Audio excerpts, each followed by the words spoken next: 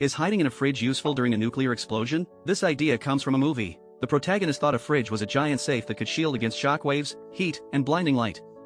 In the movie, those destructive forces were stunning, and while the character hiding in the fridge ended up fine, we all know this is a purely entertainment film.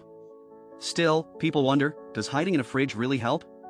Sure, the fridge can block some heat and shock, but it can't shield against severe radiation. Even assuming no radiation, the force could level a house, so can a fridge really help? And even if the fridge is very sturdy, could you withstand being tossed around inside? So, can you think of any other safer places?